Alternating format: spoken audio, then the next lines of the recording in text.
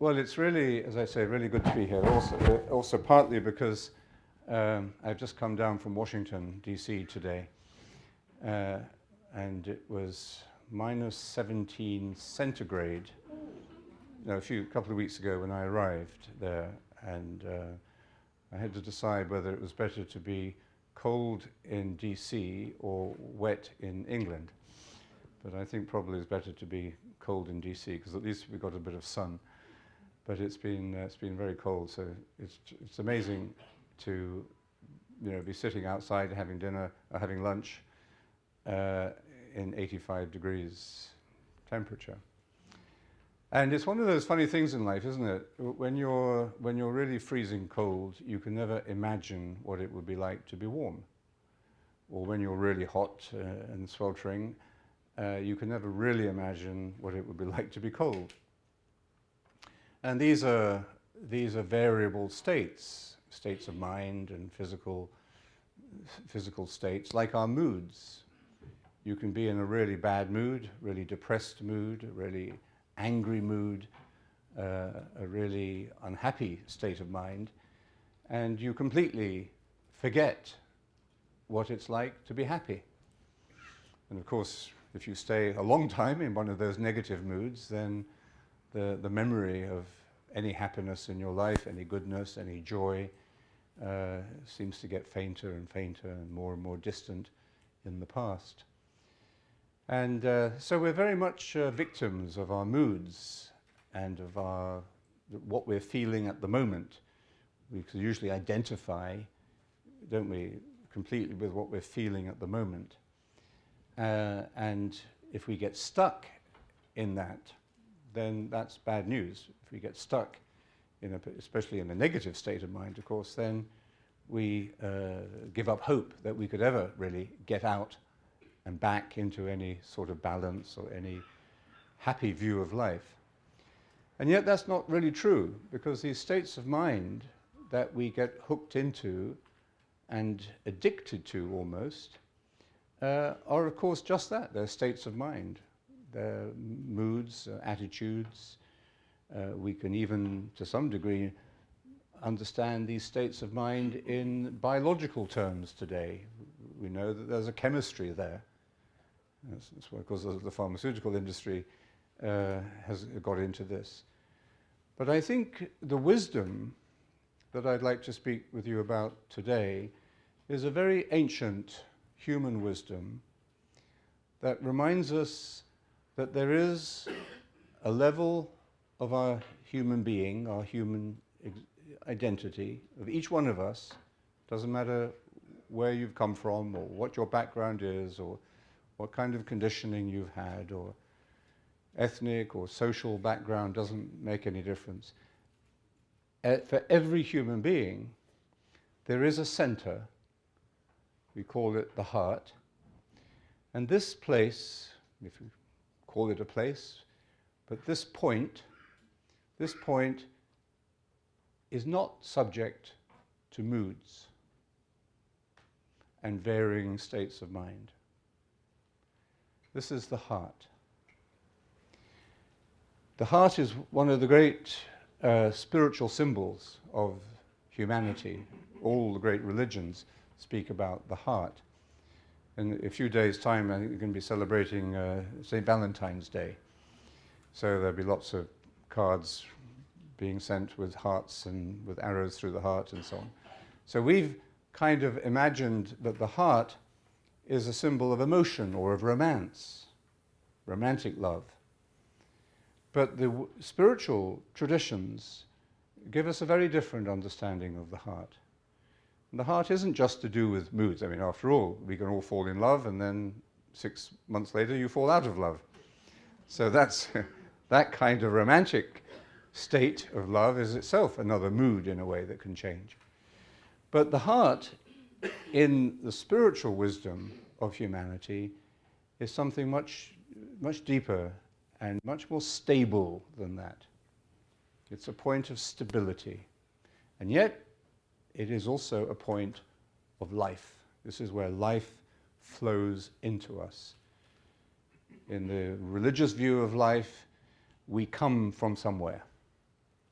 We have emerged from the creative hand of God.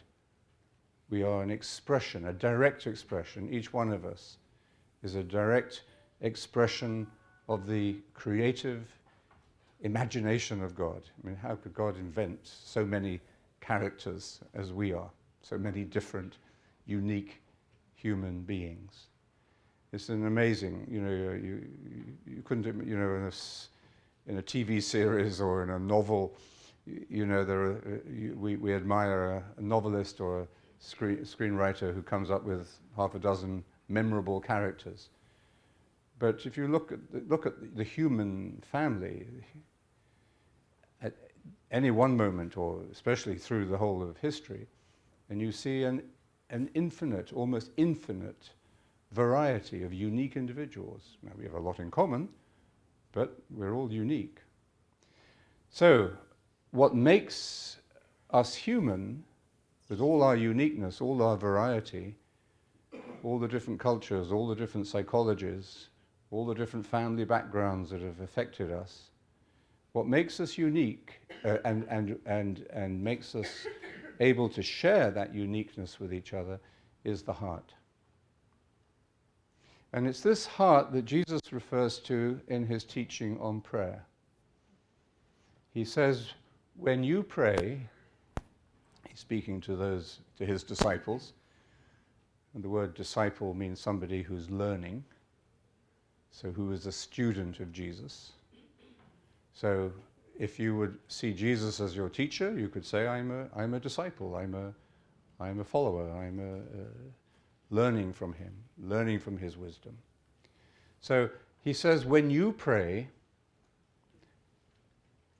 go into your inner room and close the door and pray to your Father.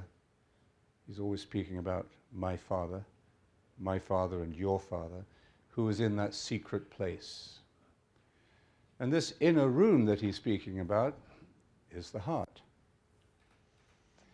There's another passage in the Gospel you may remember where he's speaking about the disciple who is listening to him and his teaching on the kingdom of God, and the religious person who has mastered all the laws and all the ideas of their religion. And he says, if you are a disciple of the kingdom and a teacher of the law, then you will be able to bring forth from your storeroom things new and old.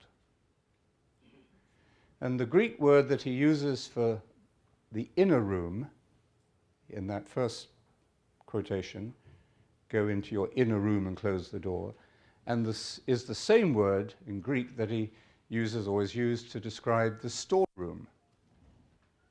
So this gives us a little sense of what the heart means. The image he's using is like a larder, a place where you keep things fresh, a place of enrichment and nutrition. This is a place you go to be fed, not just for a snack, but you actually go to be nourished. And this is not junk food that you are being fed with in this storeroom or the inner room of the heart. So meditation is simply our direct way into that inner room, where we go and we close the door and we are fed, we are nourished. That's the experience of meditation, and that is the journey of meditation. Now, getting into that inner room is the challenge. But what's so difficult about getting into that inner room? Why do we find it difficult? Because our mental states get stuck. Because we think we can't do it. We think we're trapped in a particular state of mind. Maybe it's depression, maybe it's anger, and maybe, of course, it is a serious form of addiction that some of you are familiar with. We're all familiar with addiction in various forms. So that's why we find it difficult, is because we get stuck. and we feel we can't get out of our heads or out of those fixed patterns of mind and feelings that just keep running around in circles and trap us, that we can't break out of those. And we can't, therefore, make the journey of meditation, which is the journey from the mind to the heart. But the good news is that we can. And how do we do it? Well, we'll take a longer period of meditation before we finish this afternoon. But let's just take a few moments of silence and stillness and to be simple. Okay? Let's just do that now as a way of preparing for our time together. Now,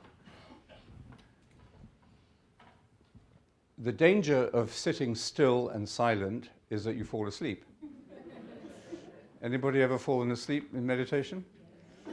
Good for you. So, what's the best way to avoid falling asleep? Your posture. Okay, so let's just sit upright. Just like in school, when we were in elementary school, the teacher says, sit up and pay attention. That's very good advice for the meditator as well. Okay, now just think of your body language for a moment. How are you sitting? Is it like this, kind of self-protective mode, or slightly assertive mood? Just be a little more open. So unfold your hands.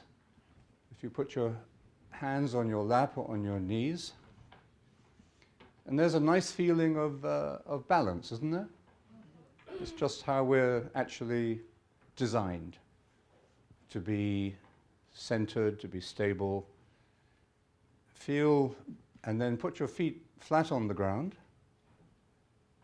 and there's that good feeling of being grounded, and your chair is supporting you, but your back is straight, so you're alert. You could just tuck your chin in a little bit, pointing it towards your chest. Not too much down, but just a little bit. Sometimes people meditate with their head back like that, and it's a bit strained. So just relax your neck and point your chin just a little bit downwards. Relax your shoulders. Just take a few moments to breathe, or rather to be aware of your breathing. We breathe about 30 or 40,000 times every day. But let's just be conscious of a few of those cycles of breathing. And meditation is all about becoming conscious, awake, alert. And we do that by paying attention. This is the key, this is the master key that gets you out of your fixed patterns of running around in circles, maybe for years, thinking that you can never escape from your own head trip or your own addictive patterns. And the master key to let you out of that prison is attention. Now, we're none of us very good at attention, because our minds wander, and we live probably in the most distracted culture that has ever existed in the world, in history. Distraction has always been a problem for human beings, but we've mastered the art of distraction. Our TV, our internet, our phones, our constant snacking, our constant running around, our constant mental, visual stimulation. So it's not surprising that the first time we come to meditation, we just face our high level of distraction. So you either give up and run away, or you decide you're going to start developing that quality of attention. And that's what we'll just do that now for a few moments, just to make clear what the point that I'm trying to make. So whatever you're holding on your lap, put it on the ground. So you're not hanging on to anything, okay? If you've got a bag, put it on the ground. If you've got, notebook, just put it on the ground so that you're really free. You're not clinging to anything. In meditation, we really let go. We let go of our thoughts. We let go of our desires. We let go of our fantasies. We let go of our sadness. We let go of our anger. We let go of our hopes. We let, for the time of the meditation, we let go of everything. Not easy, but you've got to start somewhere. And so the first thing to do is to let go of anything you're holding on to physically. That's why it's also important when you meditate, turn off your mobile phone, because that's letting go of that kind of distraction as well. You're not waiting for the phone to ring or for a text message to come in. So it's a slow process at first, just learning to let go, to be in the present moment, and to be content with that, and to discover what is in that present moment. And as you come into that present moment, you discover something amazing. What's amazing is that you are entering this inner room, this storeroom. You're entering the heart. It's just that simple act of attention that helps you to come into the present moment, that takes you into this great place that we call the heart. So let's just take a moment to be still, to be silent, physically still, physically silent. Don't worry about all the noise in your head. That will quieten down after 20 years or so of meditation. Actually, after 20 minutes of meditation. So don't worry about the distractions. Just concentrate on what you've got to do. Okay? And that is this little act of pure attention. Absolutely pure and simple. So pure and simple that Jesus calls it like being a child. So just be an innocent, pure, simple child for a few moments. And to help to do that, we follow a very ancient, beautiful, simple tradition of prayer, the prayer of one word. It's real prayer, but it's one word. You're not asking God for anything. You're not telling God what to do. You're not even crying on God's shoulder. You are being in the presence of God. And to do that, we take a single word,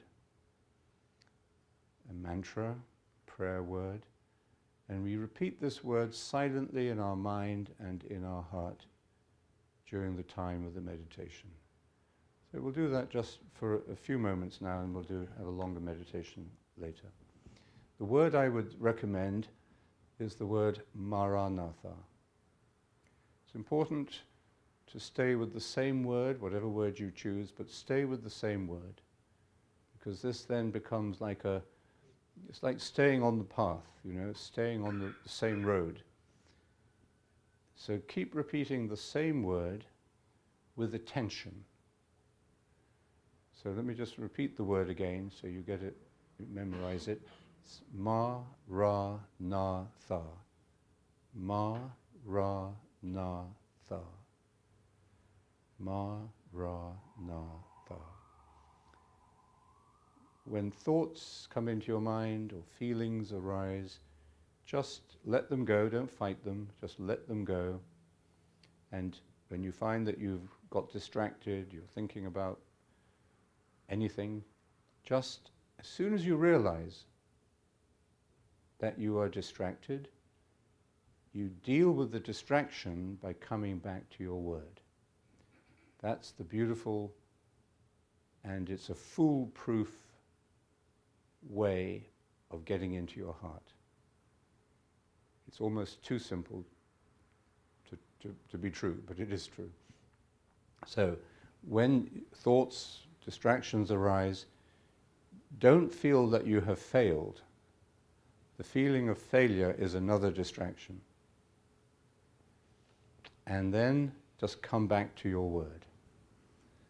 If the person next to you falls asleep, just give them a little push. There you are. And just do this continuous, gentle, but really serious work of saying your word. Say it lovingly. You'll come to love your mantra. You'll come to love your word, because it's opening for you all the love that is there in your heart. That's what we find in that inner room, is the love of God.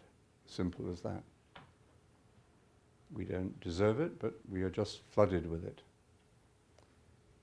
The love of God that floods our heart through the Holy Spirit, as St. Paul describes it. So say your word gently, lovingly, and faithfully. Keep returning to it. Ma, Ra, Na, Tha. Ma, Ra, Na, Tha.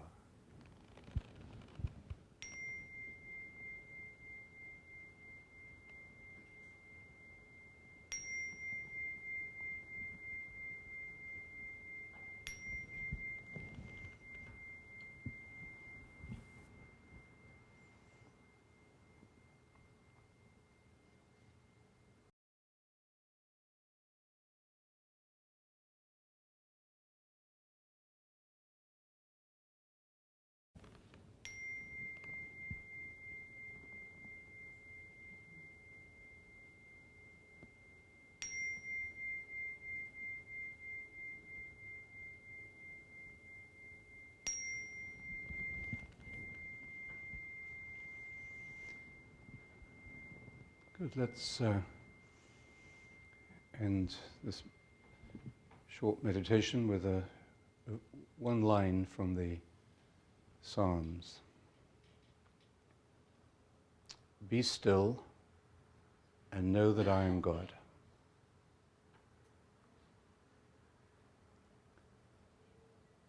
Be still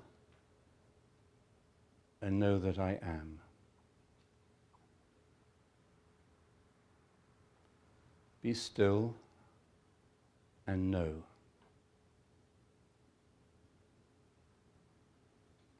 Be still.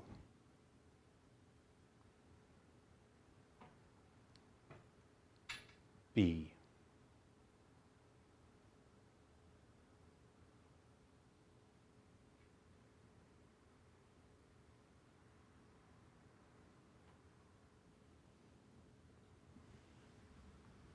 Good.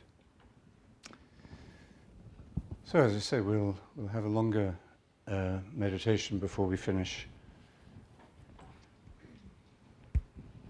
I'm spending a few weeks in Georgetown University in Washington, and I'm teaching at the business school a course on meditation.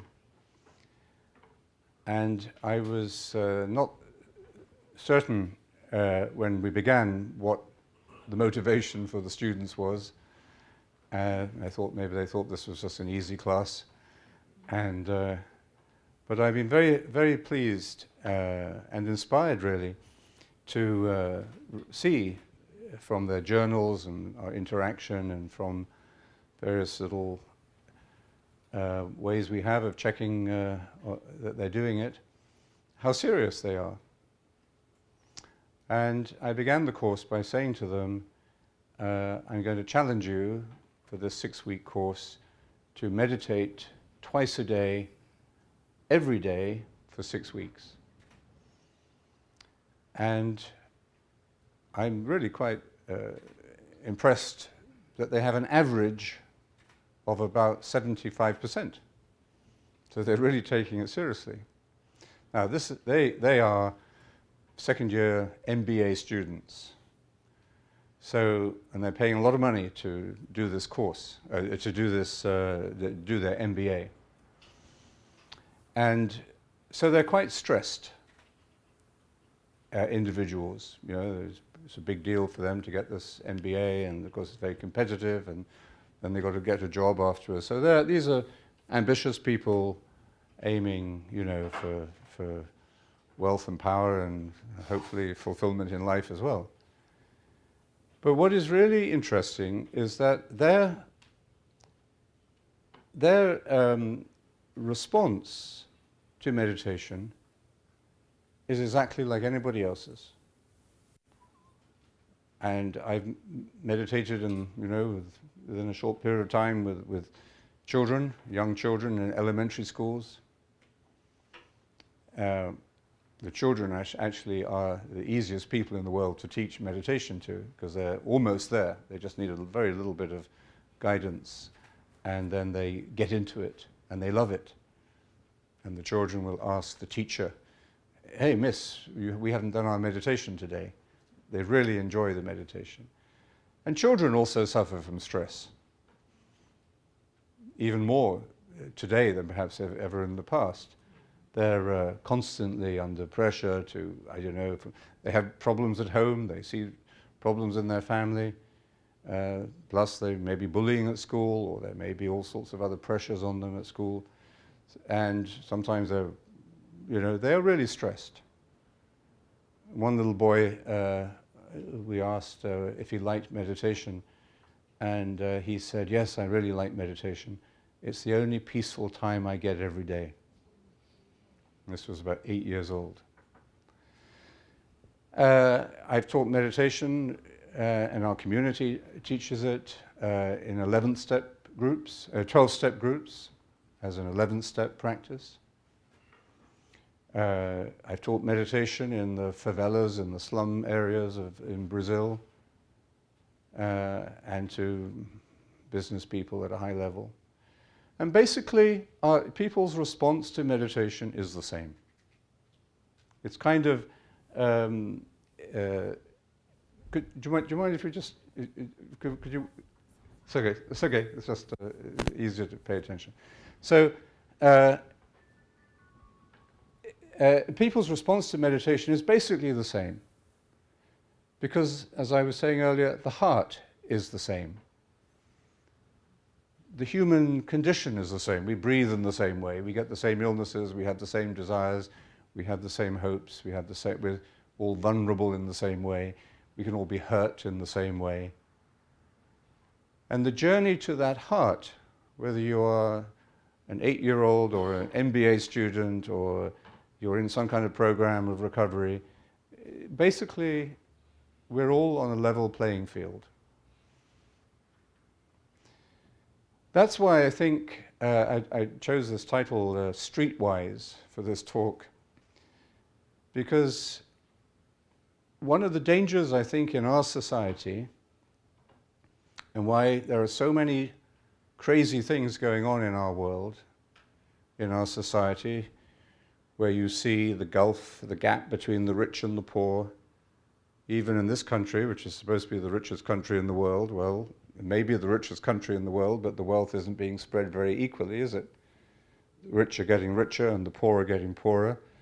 I just read in the paper today, I think it was Barclays Bank is preparing, it has its new fund for bonuses for its executives. Huge amounts of money being given out to people who make, huge amount of money. And yet how many people really suffering, really struggling to put food on the table every week for their kids. So that's not just this country, it's Britain as well, it's every other country. There's some serious dysfunctions within the world we have created. We see it in the medical field, we see it in business, we see it in education. And one of the things that we have to recover, if we are to recover our sanity, is a sense that the wisdom we need to live healthily, joyfully, humanly, is there in the ground of our being. And the closer you are to the street, the more likely you are to find that wisdom. The more distant you are from the ordinary realities of life, the more you get trapped in the head, in conceptualizing and a sense of distance from reality. Now, I'm not saying, we can all fall into that state of illusion, pretty much. But if we're thinking about society as a whole and social conditioning and how we're trained, then what I'm suggesting is that we need a practice, a contemplative practice, a spiritual practice. Well, let's call it prayer, because I don't think you're going to be frightened of the word prayer. We need a way of prayer that is going to keep us grounded, to keep our feet on the ground and close to the realities of life as people really live it. Not in the stratosphere of, high finance or power politics, but in reality. One of the issues that we were talking about in the class, actually yesterday, was stress. Stress is a universal phenomenon. It's always been there, probably in human beings. When we were running around in the jungle trying to get our evening dinner, hunting for it, it must have been quite stressful at times. You didn't know whether the wild animal was going to attack you, or you didn't know whether the herd had moved on to another location. So life has always had stress in it. But we seem to have created a world in which stress is intense and universal, and more than that, continuous. We all are tense at certain times, just as we may all be depressed at certain times.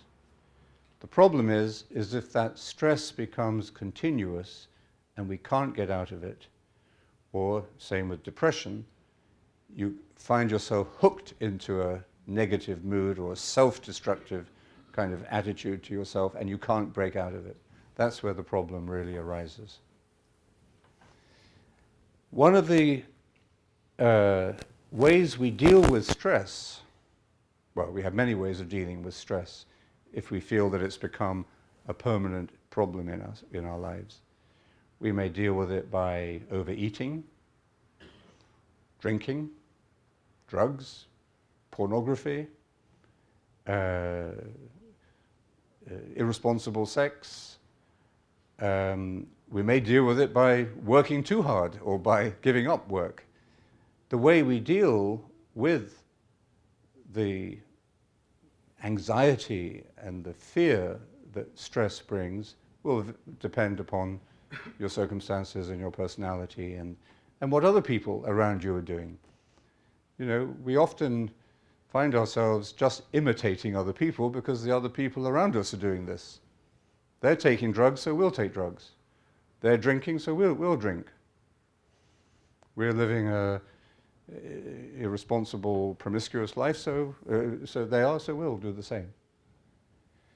Almost inevitably, though, any way of dealing with stress that doesn't get to the root problem is going to be an addiction.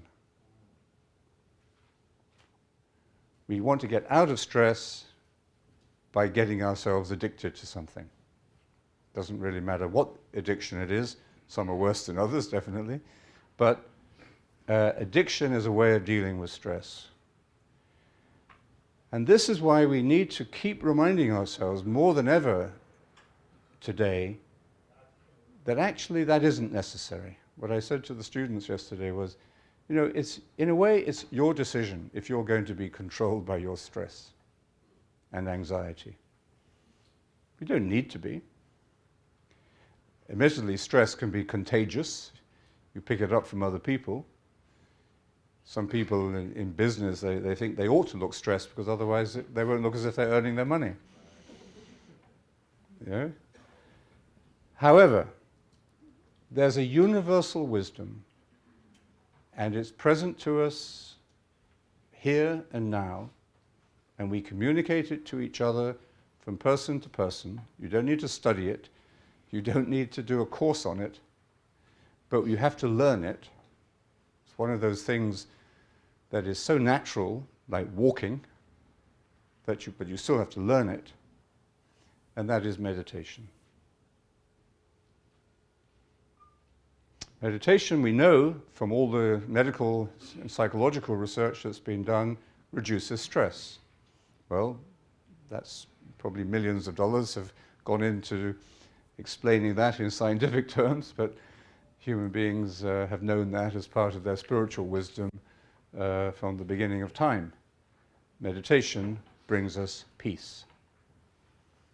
The peace that we find in that inner room of our heart. Now, rediscovering that, remembering that, and owning that for ourselves is one of the great challenges of life, I think. I can't give you that wisdom. Each one of us has to discover it for ourselves. In the same way, I can't meditate for you. I could do other things for you, perhaps you could do things for me, but we can't meditate for each other. You know, I can't say, look, I just don't feel like meditation today, would you do it for me? It's one of those things we have to take personal responsibility for. But, and this is a mystery about meditation that takes us really deep into the mystery of Christ, we can meditate together. We can go into this inner room, and although we have to go into it in solitary manner, it's a solitary journey, nevertheless, we can go into it together as well. And that's why meditation creates community. And this is a very important message. Perhaps it's the most important message we have to remember in our crazy world today. It is very simple. It's a master key of simplicity. It opens every door. It gets you out of the head, out of the prison of your addiction, into that great space of God's presence in the inner room of our heart. Now, it's so simple that it's almost unbelievable. This is perhaps why many people don't believe it. The other way of avoiding it is actually to complicate it. We have to complicate meditation, because then, you know, maybe we can master it or whatever. So one of the great challenges I think we face, and this is something I'd like to just share with you really, is to see the gift of meditation as a gift of God to us, to every single human being. And that yet each single human being has to discover this for himself or herself. And we can, whatever the conditions we're in. We just have to take the first step. And then just keep taking that first step. And the first step is that step of attention. Simple, focused attention. And you may not be able to pay attention for 1 second or 2 seconds. But you take that step and then you keep repeating it. And then you find that your attention span improves. What's been very interesting reading the journals of these students in the business school is how they are discovering that. And you know, I say to them, how do you think meditation is affecting your life? Well, this is after only a few weeks. They will say, even after a few days, in fact, they will say, well, you know, it's interesting. I find I'm sleeping better at night. And when I have a conversation with somebody, it feels different because I can pay attention to what they're saying. I feel I'm in better relationship with people. Or, they say I find that I'm able to deal with bad news or anger or conflict situation in a more peaceful way, and it really surprises me. So the fruits of meditation are very immediate, actually. You don't have to wait 20 years. You will experience the fruits and the grace. We call them the fruits of the Spirit. If you remember what St. Paul says, the fruits of the Spirit are love, joy, peace, patience, kindness. Remember? Kindness, goodness, gentleness, fidelity, and self-control. Now these are things you can't really measure, but you can certainly experience them developing. And as they develop, you begin to be aware this is God's Spirit working in you. This is actually the symptoms, these fruits of the Spirit are the symptoms of the life of God expanding in you and changing you, transforming you. The whole of the gospel is about changing, being transformed. That's what we mean by conversion. So meditation takes us right into the heart of this mystery of human transformation. And as I say, you don't have to wait a long time, you just have to do it. When we teach meditation in schools, we just teach it in the school, in the class. And maybe they meditate once a day for 5 minutes sometime during the class. But 70% or more of the children will tell us that they choose to meditate on their own at other times. Now what does that say? Nobody's forcing them to meditate. What they have discovered is that there is a direct connection between the meditation and these fruits of the Spirit. Now they don't talk this sort of language, of course, it's 8 years old or younger, but they're experiencing it. And that's what we have to trust. We have to, as it were, move from thinking about these things to actually experiencing them. And it's only one small step. It's the small step we just took, actually, of sitting still and saying the word. So that's really what I would like to share with you today, is that wisdom that we need to turn life into the rich and joyful mystery that it is meant to be, with its ups and downs. But life is meant to be a rich and joyful mystery. And the wisdom we need to discover that is here. It's at our feet. It's on the street. It's within reach of all of us. And however we come to this journey, however damaged we have been, however humiliated we've been by our failures or by what we've lost or what we have thrown away in our lives, it doesn't matter. It really doesn't matter compared with the grace of entering into that present moment, which is now.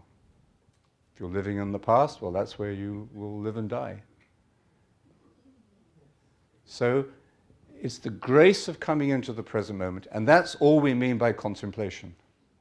That's all that contemplation means, is being in the present moment and knowing that God is there, the one who says, I am. That's what meditation is all about. So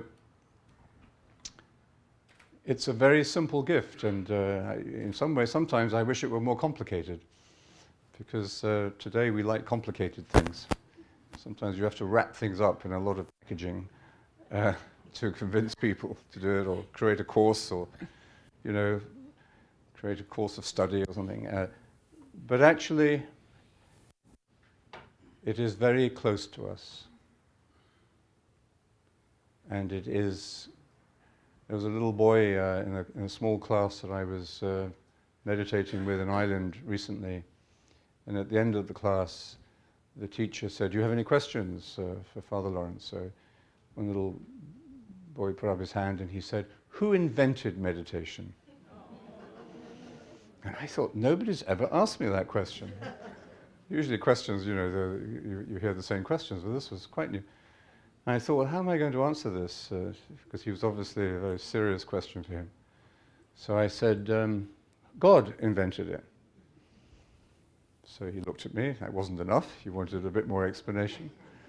So I said, well, you know, when God made us, he stayed in us. He stayed with us. He didn't make us and leave us. He made us, and he stayed in us to help us to get through life. But we forget that. We get upset, we get angry, we make mistakes, and we forget that God is present there.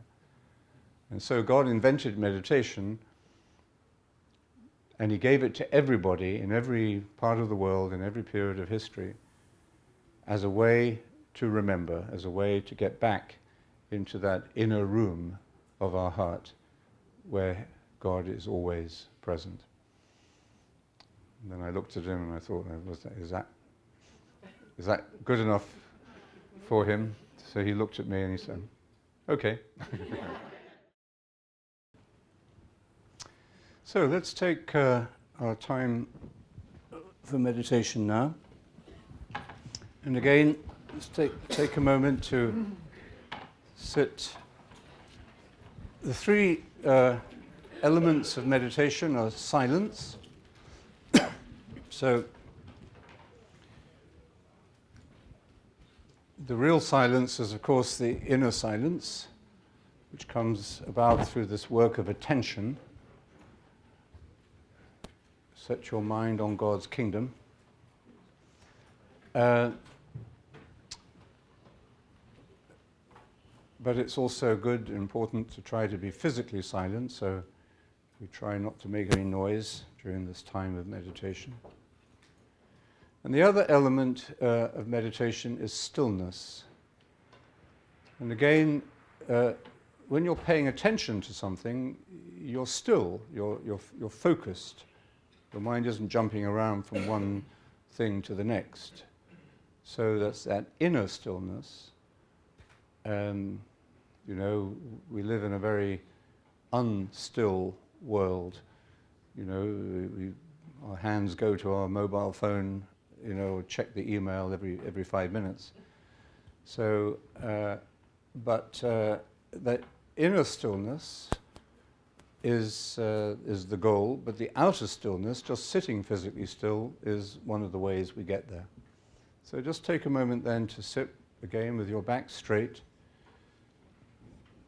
your feet on the ground, your hands on your lap or on your knees. And it's a combination of being both relaxed and alert. Could we turn the lights off, or half the lights off maybe? Just reduce the lighting a bit. Okay.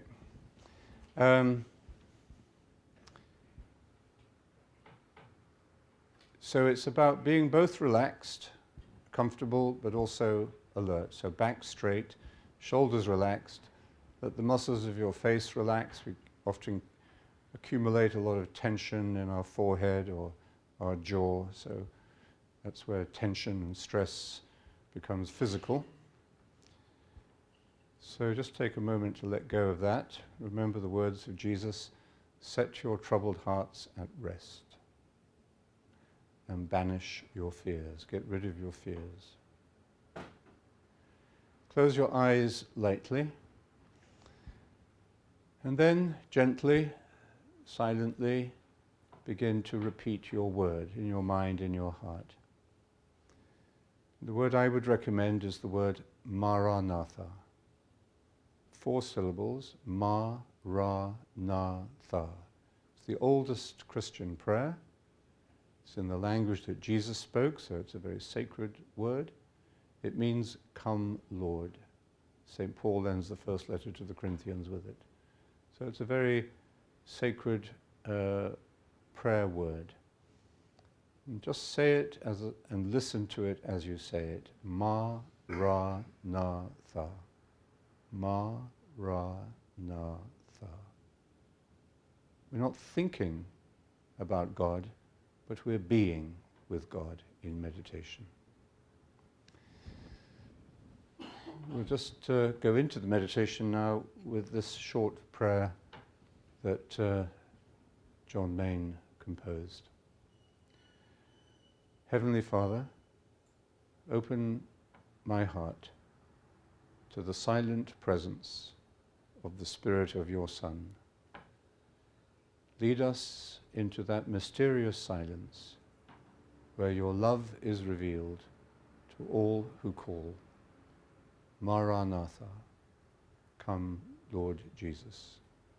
Ma-ra-na-tha.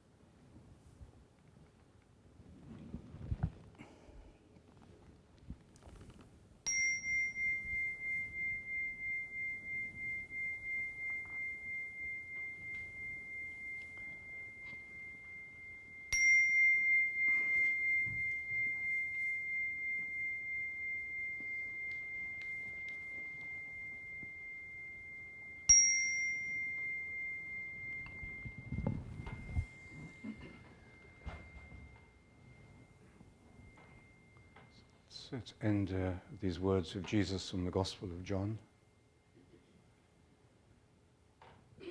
Peace is my parting gift to you, my own peace, such as the world cannot give. Set your troubled hearts at rest and banish your fears. I have spoken these words to you, so that my joy may be in you, and your joy may be complete.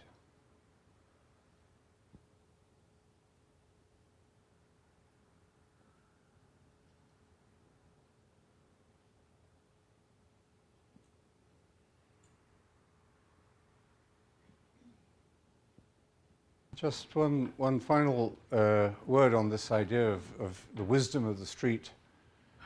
And why meditation does open us to that grounded, day-to-day, ordinary wisdom. You know, it says in the Gospel we should pray at all times. Well, how do we learn to pray at all times? We've got lots of things we've got to do. We've got people to speak to. We've got things to do.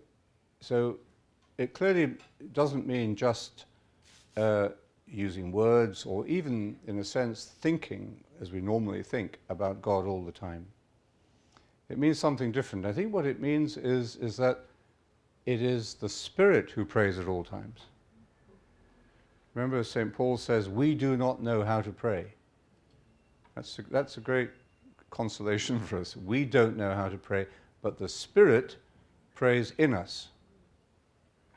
Deeper than words, he says in Romans. So I think the continuous prayer that we want to try to get into is not just in our heads. It's sort of releasing what the prayer of the Spirit in our heart. And that's why it changes our life, because when the prayer of the Spirit is released, it just floods the whole of your system with the love and the joy and the peace of the Spirit. So when you meet somebody, many people have boring jobs, and they wish they had a better job, better paid job, or whatever. But whatever kind of job you've got, you probably interact with people during the day. Maybe it's taking the money for the metro ticket, or whatever job it may be. It may not seem like a great job. And every one of those little encounters every day is an opportunity to transmit that Spirit, that prayer of the Spirit that is in your heart, to them, and then it goes out into the whole metro system, or to the work, wherever those people go. You are infecting people with the joy and the love of the Spirit. So I think there's a very real sense in which the contemplative prayer is the prayer of the marketplace, of the day-to-day work that we do, and the passing on of this gift of the joy of the Lord. And the more you pass it on, the more it rises in you anyway. So the more you give it away, the more you get, unlike anything else. And I think one final thing, as I was mentioning to you these business school students I've been talking with, and I was very pleased when some of them picked up something of this. And they were saying, one of them said, when I'm at a stoplight, instead of just thinking, oh, I missed the light, and I got another 2 minutes to wait for the light to change, and he said, I just say the word, I just say my mantra. And there are hundreds of little moments during the day which are just given to you, and they may seem like a waste of time, or you get frustrated, or you're waiting for the bus, or you're waiting for the dentist, or whatever it is. But those moments can be real wonderful gifts, real moments for you to enter into the moment of Christ. Okay, well, it's been really great to see you again. Thank you very much. Thank you.